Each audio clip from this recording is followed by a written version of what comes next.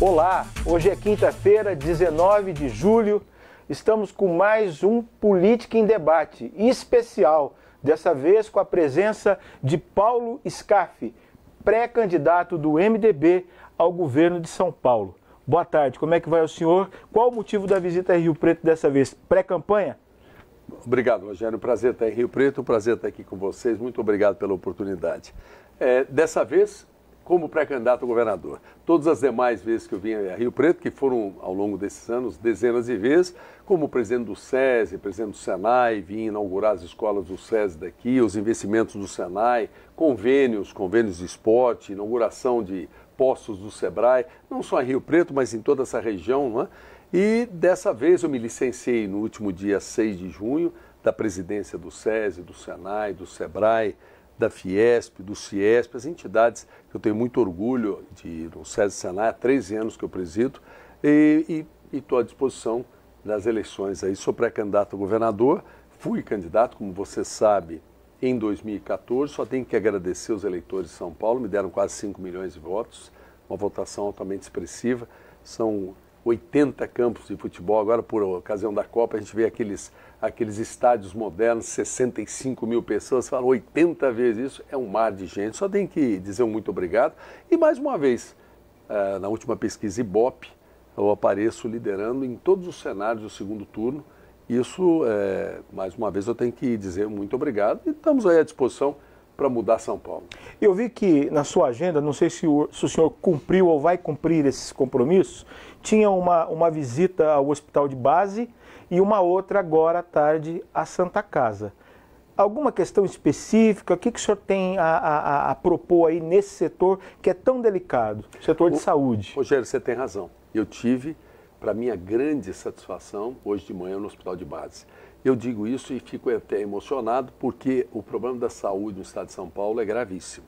Não há um maior desrespeito do que uma pessoa precisar de um atendimento de saúde e não tem tempo, hora, vai ao hospital, pede para fazer um exame muitas vezes, leva 6 meses, enfim. E nós temos filas em São Paulo até de coisas que matam, como hemodiálise, quimioterapia, enfim. E está voltando um sarampo aí, hein?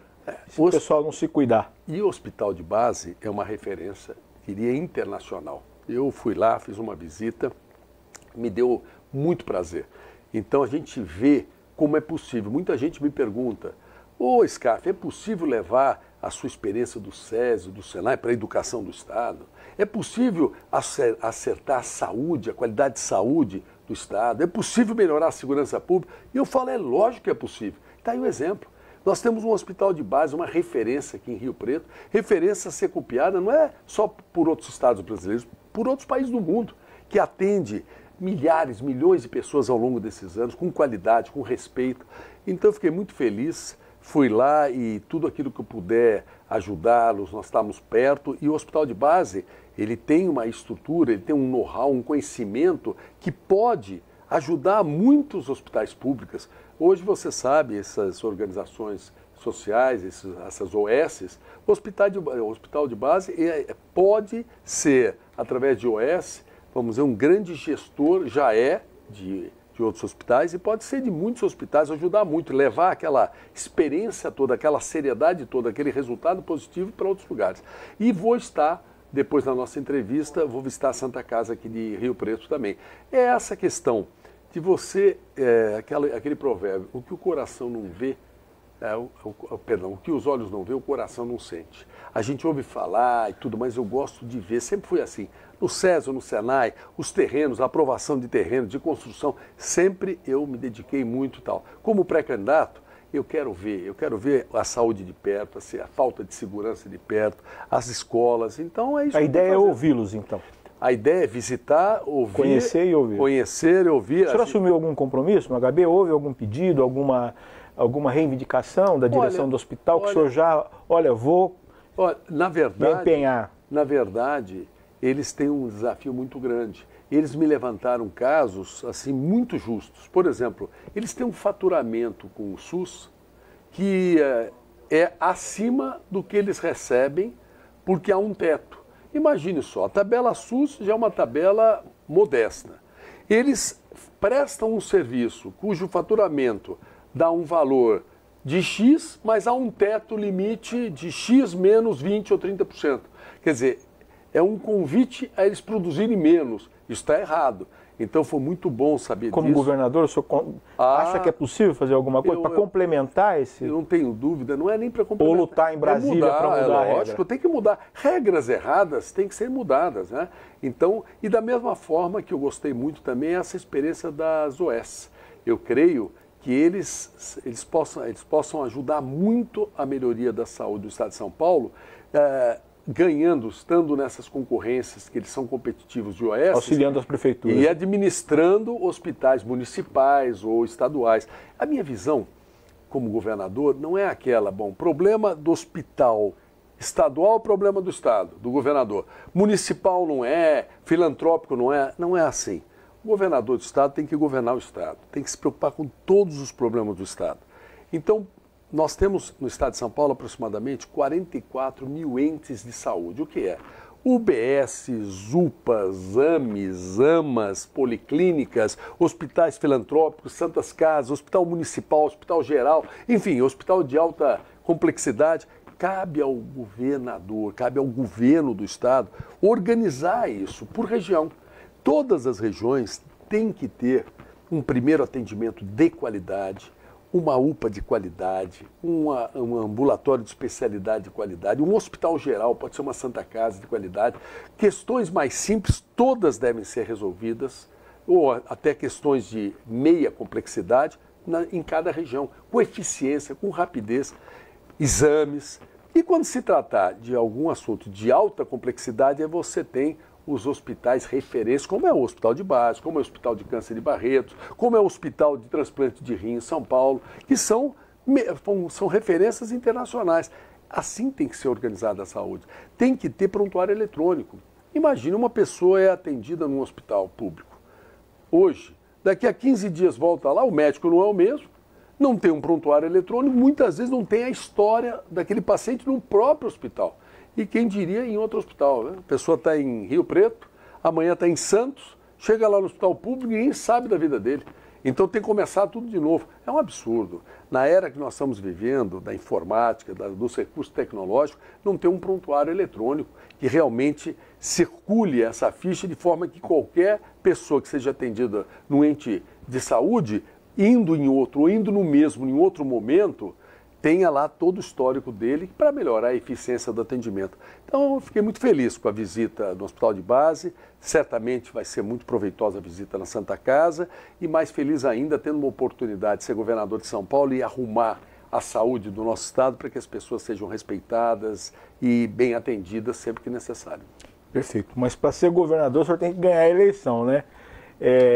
O senhor está bem nas pesquisas, aparece ou empatado tecnicamente com o líder, o pré-candidato do PSDB, João Dória, o vence, né, em alguns cenários, no segundo turno. Em todos.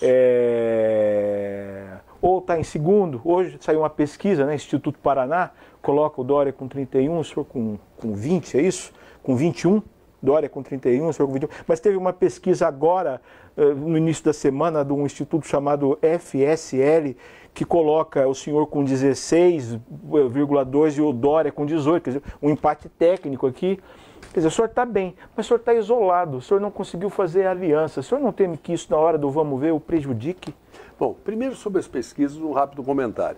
Esse, como é? ZL... FSL. Isso. Esse é o que saiu segunda-feira. Isso daí é uma pesquisa de um instituto que é ligado à Prefeitura de Campinas, que é do PSB. Certo. Então, foi para encher a bola do Márcio França. Então, essa é uma coisa. Quanto a Paraná também, lamentavelmente, você pega um instituto renomado, como o Ibope, faz simulação de segundo turno, onde eu ganho em todos os cenários. Imagine só um instituto que quer fazer uma pesquisa que realmente mostre alguma eficiência e que não simula segundo turno numa eleição de 2 turnos. Então já mostra que falta um pedaço da pesquisa. E a Paraná, desde dezembro, ela já foi contrariada, ela vem com essas pesquisas de 30%, de Dória, 29%, quando sai Datafolha, sai Ibope, bate. 10 pontos a menos.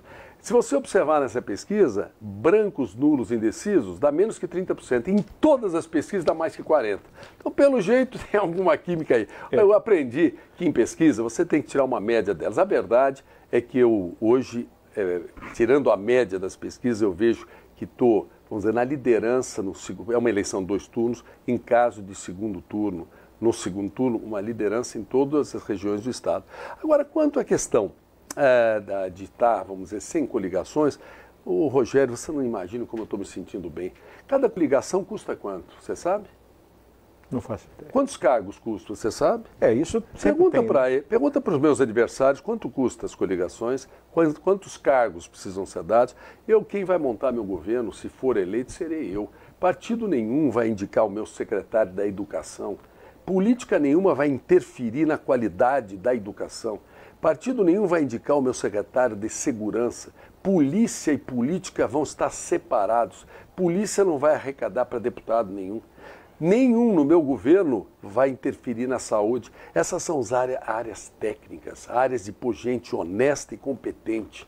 Então, para ter coligação, para dar cargos, lotear o governo, quando começa o governo, meus adversários, caso eleito, quando começa, eles são governador, ele é governador, mas não governa.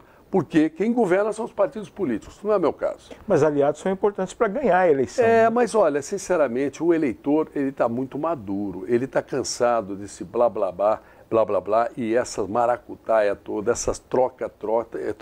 Você imagine só, o PP, em 15 dias, apoiou uma semana um candidato, você sabe, você acompanhou. O Márcio França. E na outra semana mudou para outro candidato. Mudou pro Dória. Eu não quero entrar nisso. Olha, se você souber, ainda tem tempo, alguns dias, o partido X coligou com o SCAF, coligou com o MDB. Pode estar certo que não houve troca-troca. Pode estar certo que o único compromisso que esse partido vai ter do MDB e meu pessoal é fazer o melhor para São Paulo. Se tiver algum partido que queira isso, seja bem-vindo. Se não tiver, não faz diferença. O MDB é um partido grande, tem um bom tempo de rádio e televisão. O eleitor, ele não está votando em partidos, ele está votando. O que eu preciso também não é agradar partidos. O que eu preciso é o voto das pessoas. É isso que eu faço questão. Porque o meu governo vai ser direcionado ao interesse do Estado e da população do meu Estado. Então, sinceramente, eu tenho muita esperança que depois de nós sofremos tanto com essa política antiga, dessa troca-troca de partidos políticos indicarem gente incompetente, gente que não é séria, tá certo? Gente que muitas vezes é séria, mas não entende nada nas diversas áreas. Você mistura polícia com política, mistura política com saúde, política com educação. No meu governo não vai ter isso, não. Nós vamos ter, eu espero, sendo eleito governador, espero montar o melhor governo que São Paulo já viu, com gente séria, competente, para ter resultado. Quando me perguntam, Rogério, você consegue, SCAF, fazer a revolução que você fez no SESI, no Senai, fazer na escola pública? Eu não tenho dúvida. Nunca vou me convencer que uma escola... É um universo bem maior, né? Mas não importa. Eu quando cheguei no SESI, tudo é proporcional. E tinham 100 e tantas escolas em prédios de prefeitura, conveniados, escolinhas pequenas, sem o 9º ano do fundamental, sem ensino em tempo integral, sem o ensino médio, sem faculdade, enfim. e falei, vamos trocar tudo e fazer tudo escola de primeiro mundo. Falaram, esse SCAF é maluco, está feito. O sonho que eu tinha de dar oportunidade aos alunos do SESI, a mesma que eu tive, meus 5 filhos tiveram, está realizado. Está aí, veja em Rio Preto, saímos juntos aqui, visita as 2 escolas aqui, foram 120. Não são 2 não, são 2 de 120 novas escolas. Aqui na região, uma dezena. Enfim, então eu sinceramente, assim como conseguimos fazer isso, realizei esse sonho, que eu queria dar essa oportunidade aos alunos do SESI que eu tive, meus filhos tiveram, agora eu tenho um novo sonho. Eu quero dar uma oportunidade a todos os jovens de São Paulo igual à oportunidade que tem todos os alunos do SESI. São 3.600.000 alunos nas escolas cursando ensino fundamental e ensino médio. Aqui na região, são 90.000 alunos que cursam a região de Rio Preto, ensino fundamental e ensino médio na escola pública. Tem que ter, a criança tem que ir para a escola e aprender. Tem que se alimentar, tem que praticar esporte, o professor tem que ser respeitado, tem que ser valorizado, entende? E assim como os cursos técnicos também, a experiência do Senai eu quero levar para as ETECs, FATECs, são instituições sérias e muito boas.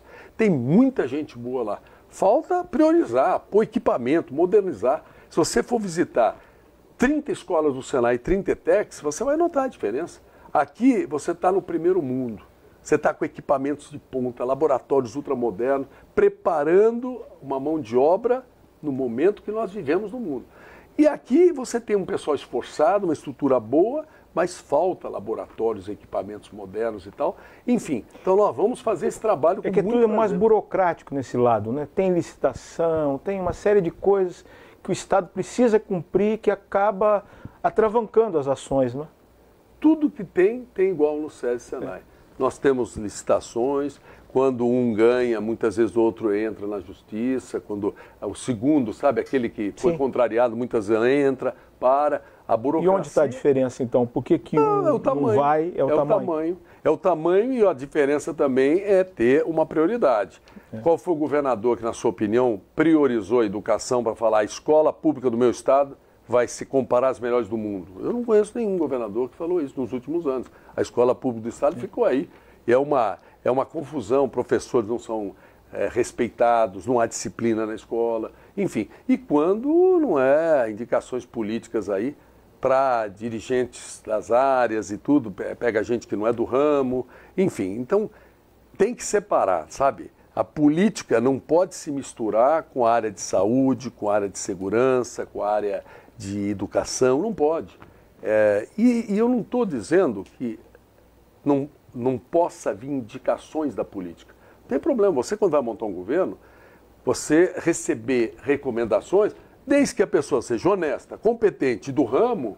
Se você, eu ganhei a eleição, fui governador, se você mandar um bom currículo de alguém, eu vou ligar e te agradecer, vou contratar o cara. E o senhor necessariamente terá que fazer isso para poder governar, não é?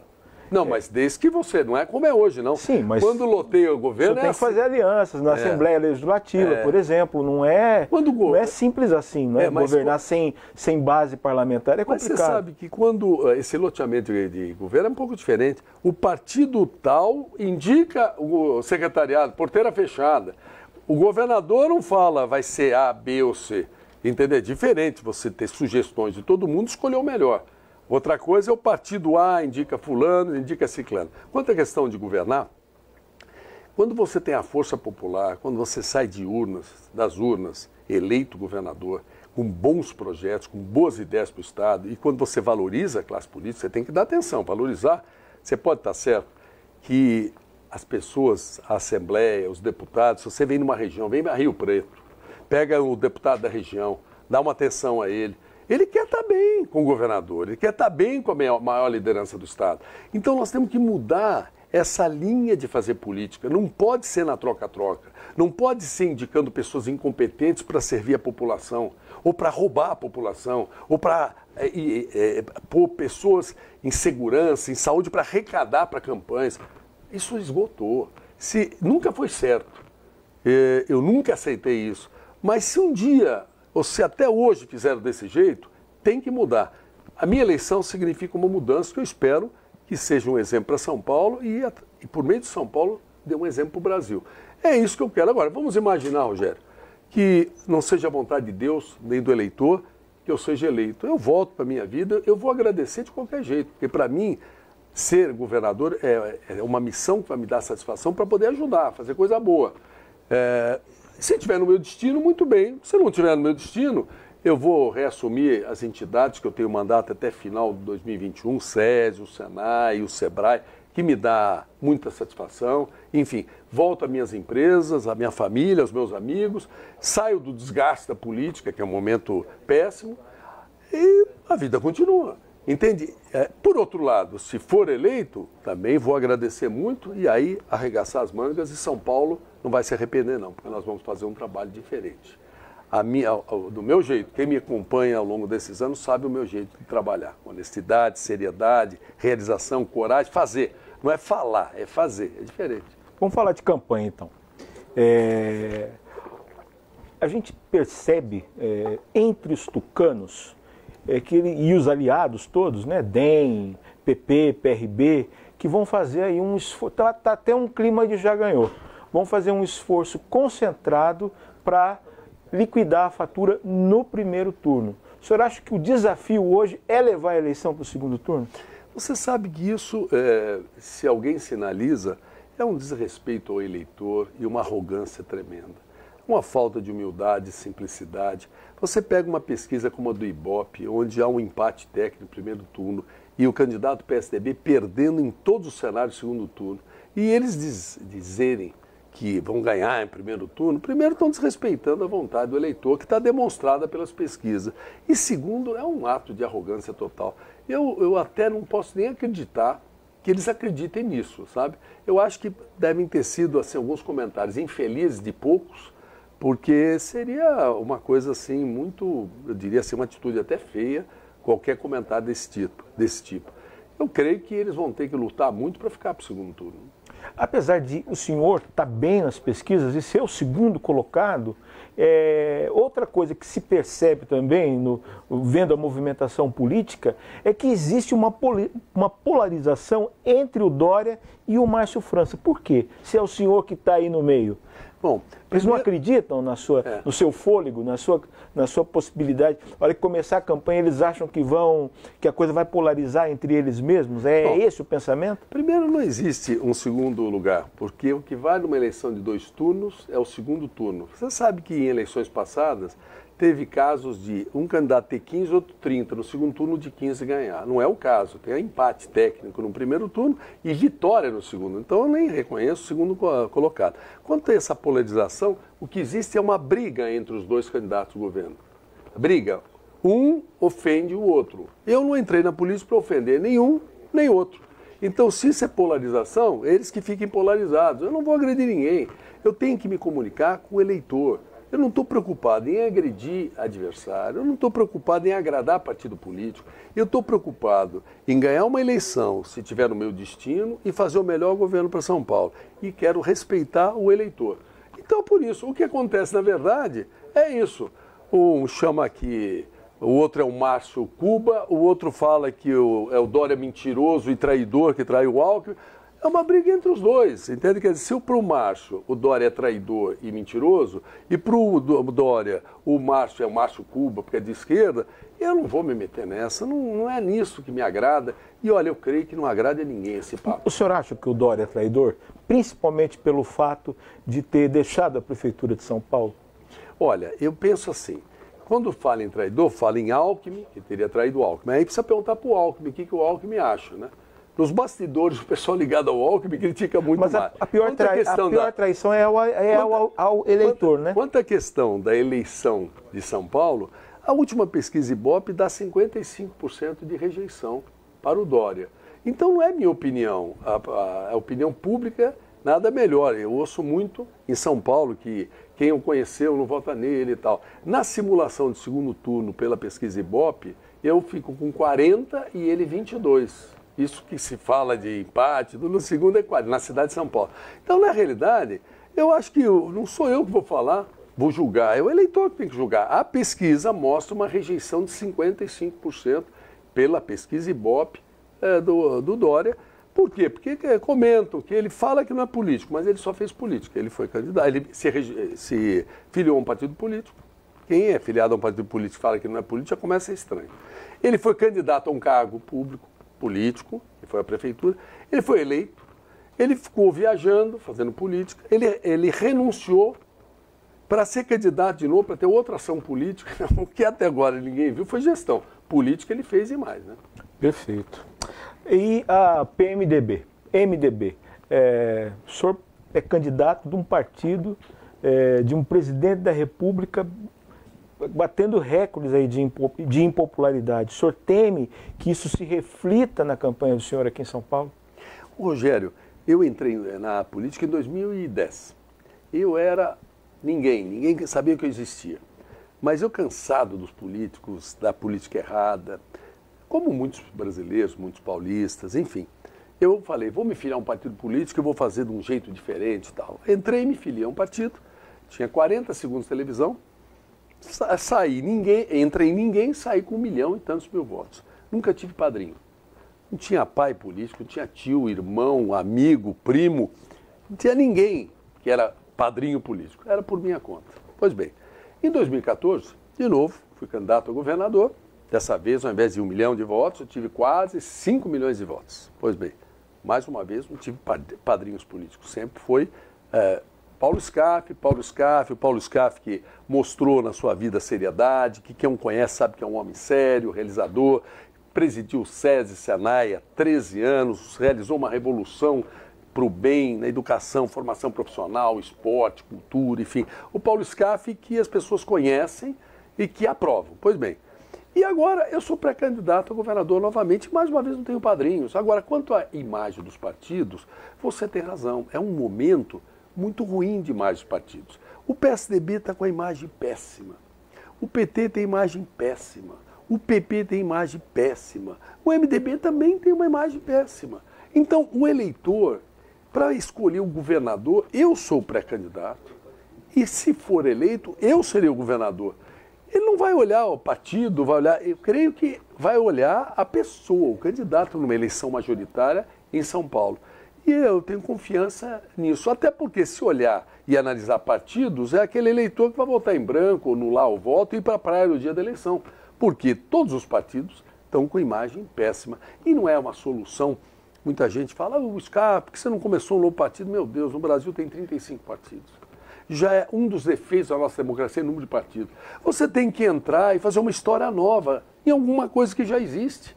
E é isso que eu vou procurar fazer. Veja, e não é a minha vontade só, o MDB de São Paulo está me endossando de não aceitar coligação com o Chavos, lotear governo, dar cargos, para a gente fazer um governo exemplar para São Paulo.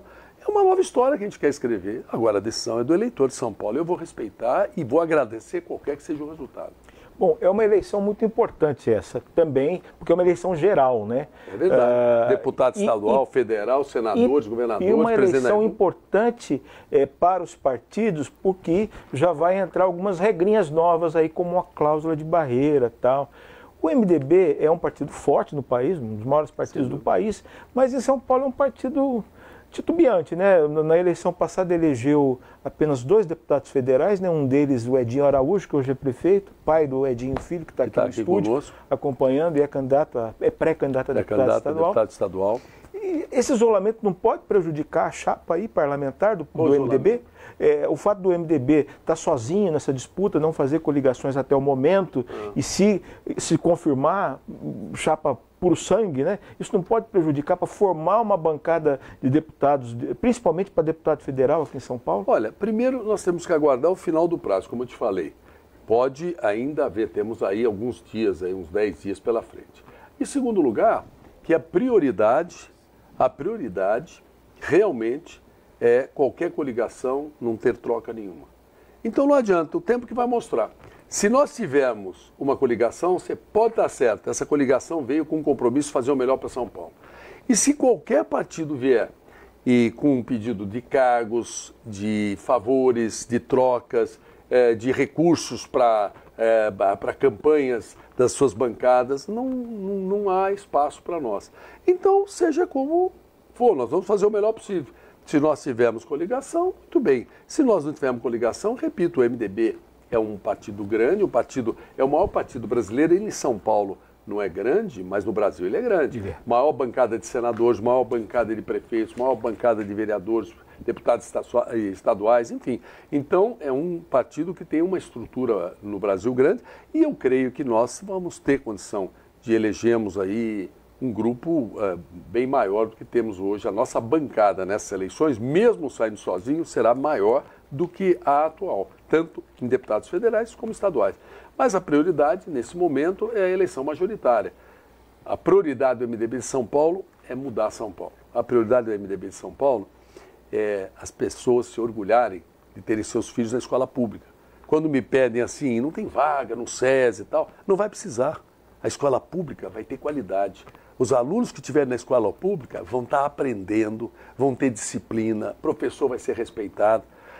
O meu sonho é que a segurança, as pessoas se sintam seguras e não essa segurança que, nesse tempo que nós estamos aqui, uma pessoa vai ter sido lamentavelmente baleada ou esfaqueada no estado, uma mulher violentada, vai haver mais do que um roubo de carga, 43 roubos e assaltos. Em Rio Claro, esses dias, assaltaram a Caixa, de madrugada a Caixa e o Banco do Brasil, e deram 500 tiros para cima. No dia seguinte tinha 500 cápsulas de fuzil no chão. O que é isso? Olha onde nós chegamos. Sobrando dinheiro para os bandidos. Esses dias, está sobrando dinheiro. Esses dias eu fui a uma cidade, São José do Barreiro, lá perto da fronteira do Rio, lá no Vale Antigo, Vale Histórico. Cidade de 4, 5 mil habitantes. Crack, estoura um caixa eletrônico, não tem, ninguém escapa mais. Entende? O crack se espalhou para todo lado. Precisa mudar. Olha, o PSDB já deu o que tinha que dar, com muito respeito, quase 24 anos, a mesma linha, a mesma visão, o mesmo jeito de fazer as coisas. É hora de fazer de jeito diferente para ter resultado diferente. E essa oportunidade que eu quero. Eu quero que todo mundo que mora em São Paulo se orgulhe de morar em São Paulo, porque vai ter trabalho, emprego, empreendedorismo, inovação, um serviço público que respeite as pessoas. E é isso, um programa para 8 anos. Se eu ganhar, vou fazer o meu mandato de 4 e o próximo, a reeleição, pode ser próprio governador ou um outro, que siga, porque fica irreversível e que a gente consiga, não é em um ano que se acerta as coisas, não, é um programa de 8 anos. Tem coisa que se acerta em 8 minutos, mas aquilo que precisa 8 meses é 8 meses, mas 8 anos. Se há 8 anos atrás tivesse um plano como esse, hoje São Paulo seria outro, dando exemplo ao Brasil. Olha, estamos chegando ao fim, vou fazer mais umas perguntas, queria que o senhor fosse breve nas respostas. Questão do pedágio, que é uma coisa que muita gente reclama. O senhor vai rever a política de pedágio? Você não pode romper contrato, mas todo contrato que vencer ou novas concessões eu faço pelo menor preço, e não como fez o PSDB, que é a chamada concessão onerosa. Ou seja, quem levou os pedágios foi quem deu a bolada maior de dinheiro para o governo. E quem pagou o pato? O usuário, durante 20, 30 anos, pagando pedágio absurdo. Qualquer contrato que acabe, que vença na sua renovação ou uma nova concessão é menor preço. Ganha quem oferecer o melhor ao usuário. Com isso, dá uma queda tremenda no preço do pedágio. Em relação à sucessão presidencial, o senhor vai de Meirelles, defende Meirelles, ou o senhor acha que o MDB tem que fazer uma aliança? Qual que é a sua posição hoje em relação à sucessão? Meirelles é o nosso pré-candidato a governador, homem preparado. O Meirelles foi presidente do Banco Central no governo Lula aos 8 anos. Veja que a economia no tempo do Lula foi boa. O grande responsável foi o Meirelles, foi ministro da Fazenda. E o Meirelles foi... Eu conheço como o único brasileiro, pode ter tido outro que eu não conheço. Foi presidente de um banco americano, Banco de Boston, e ele não seria presidente de um banco americano se não fosse honesto e competente. Mas infelizmente ele não empolga, né? Olha, está lá embaixo nas pesquisas. Olha, na verdade, o Meirelles, ele não é conhecido. Agora, ele vai ter tempo de televisão e tudo. E como o centro está sem ninguém, se tivessem candidatos fortes, seria muito difícil para ele. Mas o que nós ficamos? Nós ficamos de um lado com o Bolsonaro, de outro lado com o Ciro, com o PT, e o centro, quem não está empolgando é o Alckmin, que não sai do lugar. Ou então, como não tem empolgação do lado do Alckmin, o Meirelles ele pode passar, de repente, a empolgar no centro. E pode não acontecer, mas em qualquer circunstância, o meu pré-candidato hoje e o futuro candidato a presidente é o Meirelles. Uma nota de jornal informou que o senhor participou de uma reunião com o presidente Temer e o seu adversário João Dória. que nessa reunião o senhor teria sugerido uma troca aí, que o Dória fosse candidato a presidente. É verdade? Não, o que acontece é o seguinte, o Dória ficava espalhando esse negócio de Senado. É. E aí o que acontecia? Ele procurava o Temer, toda vez que o Temer vai para São Paulo, ele vai atrás dele. E soltava na mídia que conversou com o Temer que nós seríamos senador e tal. E que o Temer concordava e tal. Então um dia eu falei, ó, vamos acabar com essa história aí. Quero os três juntos, eu quero ver que conversa é essa. E ficou muito claro que tanto o Temer como o MDB, como a minha posição, que não tem diálogo. A nossa candidatura a governador é irreversível. Só o MDB no dia 7 de outubro vai estar lá na urna eletrônica a minha foto, o meu nome como candidato a governador do estado de São Paulo, com muita honra. E tenho certeza que, eleito governador, São Paulo não vai se arrepender. O senhor acredita numa troca entre os dois ou o senhor acha também que isso está definido? Dória é candidato a governador e Alckmin vai tentar ser mesmo candidato a governador? Aí precisa perguntar para o Dória e para o Alckmin. Certo. É um assunto lá do PSDB, né? Toda hora eles ficam batendo cabeça. O PSDB hoje tem o PSDB do Serra, o PSDB do Alckmin, o PSDB do Dória, o PSDB que está revoltado com todo mundo. Eu não quero me meter no PSDB, já temos os problemas para a nossa pré-candidatura, são suficientes. E para finalizar, a última pergunta. O Márcio França, governador candidato à reeleição, tem a máquina do lado aí, está fazendo um trabalho aí para cooptar prefeitos. O Dória tem também uma máquina aí que ficou no estado, como o senhor mesmo diz, 24 anos, tem uma super aliança, diz que vai reunir... Tem a Prefeitura de São Paulo. Diz que amanhã vai reunir 800 aqui num clube aqui, que ele vem para cá, porque o Rodrigo Garcia, que é um deputado da cidade, vai ser indicado vice na chapa. E o senhor? Como é que o senhor vai fazer para enfrentar essas duas máquinas? Você sabe que essas máquinas, essas amarrações todas, essas amarrações com partidos políticos, é que a população está cansada já. O que as pessoas querem é um bom governador, uma pessoa séria, competente, que faça. A pergunta que faz é uma boa pergunta você fazer ao Dória amanhã, quando ele vier nesta grande reunião. O que é que ele fez por Rio Preto e por essa região na vida dele, até hoje? O que? Ele mostre uma obra. E pegue as dezenas ou centenas de exemplos, no meu caso. Eu acho que a população vai observar isso. Talvez até ele tenha vindo poucas vezes por essa região, nem vindo, entendeu? Talvez em Rio Preto, mas em outras cidades aqui na região, nem presença.